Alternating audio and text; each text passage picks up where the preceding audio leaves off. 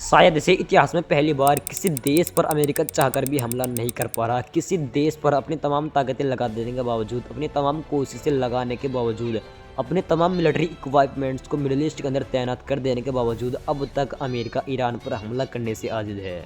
इसके बहुत सारे रीज़न है। सबसे पहला और सबसे बड़ा रीज़न ये है कि अमेरिका को खुद भी डर है ईरान से कि कहीं ना कहीं जो मिडिल ईस्ट के अंदर अमेरिका के मिलिट्री बेस बने हुए हैं ना, वे ईरान के टारगेट में ना हो। या और ये बात ईरान ने कन्फर्म कर रखी है कि अगर अमेरिका हम पर हमला करने की गलती करता है तो हम फुल स्केल पर ये वॉर शुरू कर देंगे। और तमाम अमेरिका के मिलिट्री बेस और इसराइल भी अपने आप को सेफ ना समझिए, ये तमाम बेस हमारे टारगेट पर होंगे। इसके अलावा और भी कई सारे रीज़न हैं। आखिर मिडिल ईस्ट के अंदर चल क्या रहा है, आइए मैं आपको एक एक खबर को डिटेल में बताता हूँ। सबसे पहली और सबसे बड़ी खबर, जैसे कि मैंने आपको पिछली वीडियो में बताया था कि ईरान और अमेरिका के दरमियान बहुत जल्द डील होने की संभावना है। और उसमें मैंने आपको बताया था कि ये जो डोनाल्ड ट्रंप है ये इस जिद पर अड़ा हुआ था कि हम तुर्की के अंदर ईरान से बातचीत करेंगे, जबकि ईरान इस जिद पर अड़ा हुआ था कि हम ओमान के अंदर बातचीत करेंगे। क्योंकि ईरान का मानना है कि ये जो तुर्की है ना, ये नेटो का मेंबर है और नेटो में अमेरिका भी आता है। और कहीं ना कहीं अगर हमने तुर्की के अंदर अमेरिका से मुलाकात की तो इसमें जो हम चाह रहे हैं वो ना हो सके, और हो सकता है कि इसमें हमारा नुकसान हो जाए, बिकॉज तुर्की अमेरिका की साइड ना चला जाए। इसलिए उन्होंने ओमान को अहमियत दी और ओमान के अंदर उन्होंने बातचीत करनी चाहिए। खैर, अब डोनाल्ड ट्रंप मान गई है ओमान के अंदर बातचीत करने थे। अब ईरानी और अमेरिकी ऑफिशियल दोनों के बीच ओमान के अंदर मुलाकात होगी, या हो सकता है कि होनी शुरू भी हो चुकी हो जब तक आप ये वीडियो देखें। लेकिन वहाँ पर जाकर क्या क्या बात होगी ये तो खैर आकर ही पता चलेगा। लेकिन उससे पहले जो सबसे बड़ी बात है वो ये है कि अमेरिका चाहता है कि ईरान न्यूक्लियर ना बनाए, लेकिन ईरान ये बात मानता है कि ठीक है हम न्यूक्लियर ना बनाएंगे। इसके अलावा अमेरिका ये भी कहता है कि जो तुम्हारे आसपास जो तुम्हारे प्रोक्सीज ग्रुप है, जैसे हिजबुल्लाह, हमास, इस तरह के ग्रुप है जिनको तुम हथियार देते हो, जिनको तुम फंड देते हो, इनको फंडिंग ना दो और इनको हथियार भी ना दो। ईरान इस बात को मानने पर भी राज़ी है, कहीं ना कहीं ईरान इस चीज़ पर भी एग्रीमेंट करता है। तो फिर ये लड़ाई किस चीज़ की है? देखो, मैं आपको यहाँ पर कुछ चीज़ें समझा देता हूँ। ईरान के पास जो यूरेनियम है ना, वो तकरीबन इतना है कि उससे हो सकता है थोड़े बहुत दिन बाद उससे एटॉमिक बॉम्ब भी बना दिया जाए।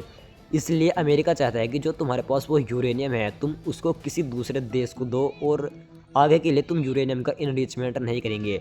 सिर्फ इतना यूरेनियम का इनरिचमेंट करना जिससे कि तुम बिजली वगैरह ये तमाम चीज़ें कर सको, सिर्फ न्यूक्लियर ना बना सको। तो ईरान इस बात को एग्री कर लेगा। लेकिन एक चीज़ ऐसी है जिसको ईरान बिल्कुल नहीं मानेंगे और जिसकी वजह से मिडिल ईस्ट के अंदर शांति नहीं आएंगे। दरअसल नेतन्याहू ने डोनाल्ड ट्रंप को फ़ोन मिलाते हुए कहा कि तुम्हें जो करना है करो, चाहे तुम ईरान को न्यूक्लियर बनाने दो, लेकिन ईरान की मिसाइल रेंज को कम करो, ईरान की मिसाइल डेवलपमेंट को कम करो, और ईरान की मिसाइल डेवलपमेंट को बल्कि बंद ही करो।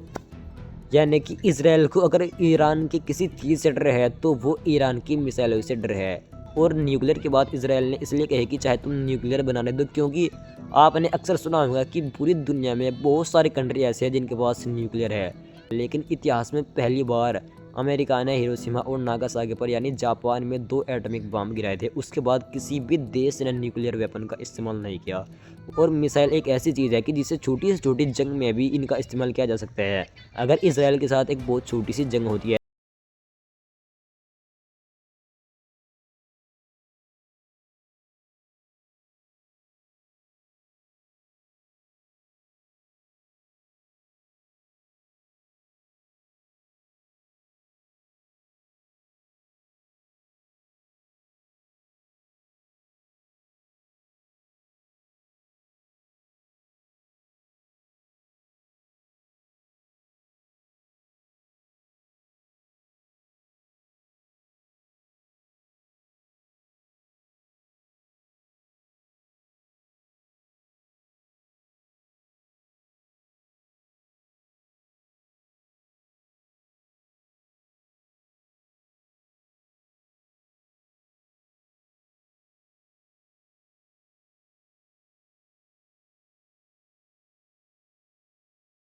वीडियो को देगी।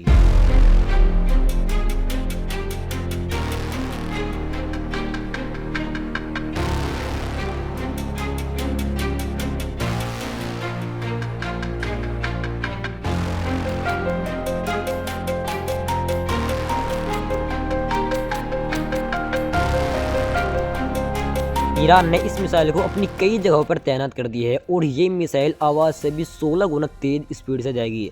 यानी कि अगर पृथ्वी की परत से ऊपर की तरफ से होकर जाएंगी तो ये आवाज़ से तकरीबन 16 गुना स्पीड से जाएंगी, और अगर पृथ्वी के अंदर से होकर जाएंगी तो आवाज़ से तकरीबन 8 गुना स्पीड से जाएगी। यानी कि यही मिसाइल तकरीबन 10 मिनट में, मैक्सिमम 10 मिनट में इसराइल के हर एक कोने को टारगेट कर सकती है। इसके बाद IRGC के जो टॉप कमांडर है ना, उन्होंने साफ एंड क्लियर धमकी दी है कि या तो अमेरिका हमारे साथ कॉम्प्रोमाइज़ कर ले या फिर जंग के लिए तैयार हो जाए। इसके अलावा आप इनको भी देखिए, ये भी IRGC के एक टॉप कमांडर है, और इन्होंने भी एक इंटरव्यू देते हुए कहा कि हमारा मकसद है कि अमेरिका को इन तमाम मिलिट्री बेस से बाहर निकालना, यानी मिडल ईस्ट के अंदर जो अमेरिका के बेस बने हुए हैं ना, इन तमाम बेसों से अमेरिका को बाहर निकालना। और अगर अमेरिका हम पर हमले करने की बहुत छोटी सी भी गलती करता है तो अमेरिका के तमाम मिलिट्री बेस, तमाम अमेरिका के बेस ये हमारे टारगेट पर होगी। इसके अलावा ईरान यहाँ पर भी नहीं रुका। ईरान के साइड में जो उसका समुद्री इलाका है ना, वहाँ पर कोई 2 जहाज़ जा रहे थे जो कि इलीगल तरीके से कई लाख लीटर तेल ले जा रहे थे, और ईरान ने उन दोनों जहाज़ों को सीज़ कर लिया। उधर दूसरी तरफ चाइना भी ईरान को लगातार हथियार भेज रहा है। दरअसल एक रिपोर्ट के मुताबिक ईरान के अंदर चाइना की कई कारगोन जहाज़ पहुँचे हैं, और ये वही कारगोन जहाज़ है जिनका इस्तेमाल हथियार भेजने के लिए किया जाता है।